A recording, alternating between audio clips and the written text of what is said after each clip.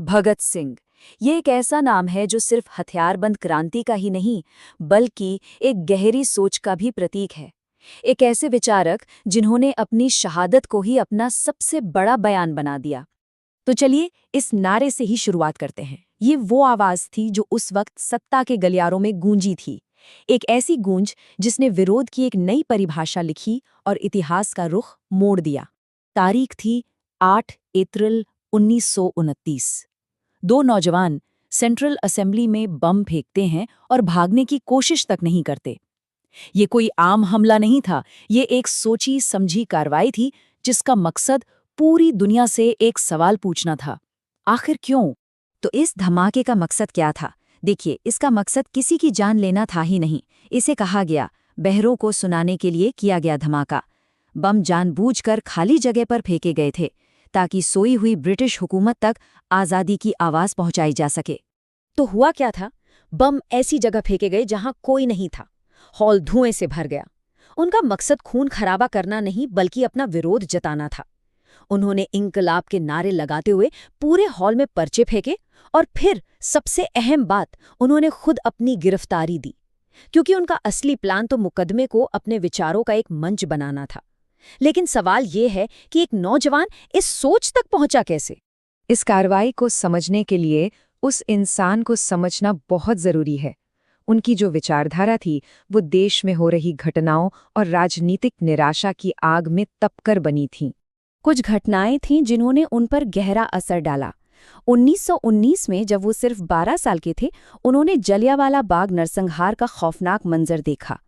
फिर 1922 में जब गांधी जी ने असहयोग आंदोलन वापस ले लिया तो उनका अहिंसा से भरोसा उठ गया और 1928 तक उन्होंने अपने संगठन को मिलाकर हिंदुस्तान सोशलिस्ट रिपब्लिकन एसोसिएशन यानी HSRA बना लिया था। इन सब ने मिलकर उन्हें यकीन दिलाया कि अब सशस्त्र क्रांति ही आज़ादी का एकमात्र रास्ता है। चलिए अब उस घटना की तरफ चलते हैं जिसने इस यकीन को और भी पक्का कर दिया। साल था 1928। राष्ट्रवादी नेता लाला लाजपत राय एक शांतिपूर्ण प्रदर्शन कर रहे थे जब पुलिस ने उन पर लाठी चार्ज किया।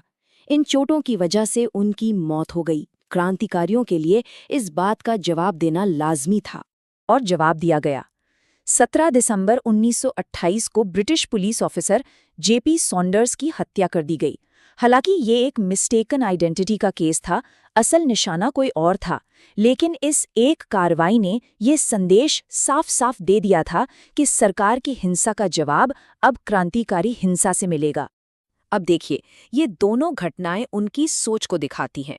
सॉन्डर्स की हत्या एक गुप्त योजना थी जिसका मकसद था बदला लेना।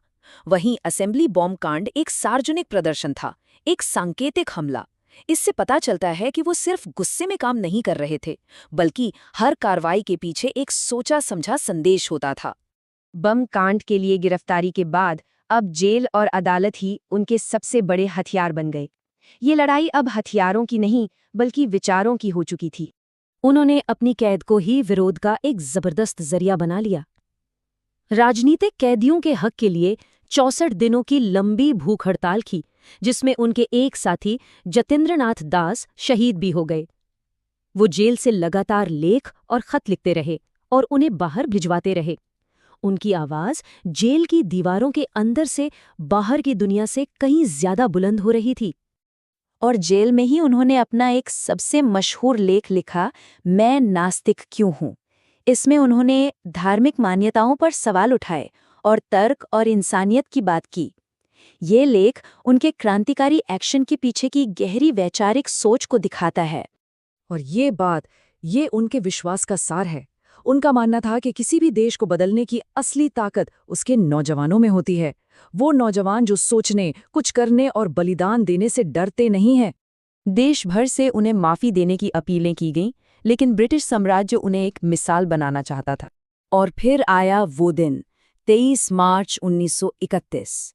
उनके आखिरी पल भी उनके जज्बे की कहानी कहते हैं। उन्हें बुलाने से ठीक पहले वो लेनिन की जीवनी पढ़ रहे थे। आखिरी इच्छा पूछी गई तो कहा, बस ये पन्ना पूरा करने दो। और फिर बस इतना कहा, ठीक है अब चलो। फांसी के तख्ते की ओर वो मेरा रंग दे बसंती चोला गाते हुए गए। ये उनका आखिरी विरोध था जिसने उन्हें एक क्रांतिकारी से हमेशा के लिए एक शहीद बना दिया। सिर्फ 23 साल। शहादत के वक्त भगत सिंह की उम्र बस 23 साल थी। ये आंकड़ा ही अपने आप में उनके बलिदान की विशालता को बताता है और आने वाली पीढ़ियों के लिए एक साहसी क्रांतिकारी युवा की छवि को हमेशा के लिए अमर कर देता है।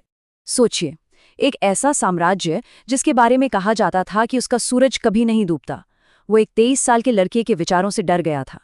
उनकी विरासत आज सिर्फ भारत में नहीं बल्कि पाकिस्तान में भी जिंदा है।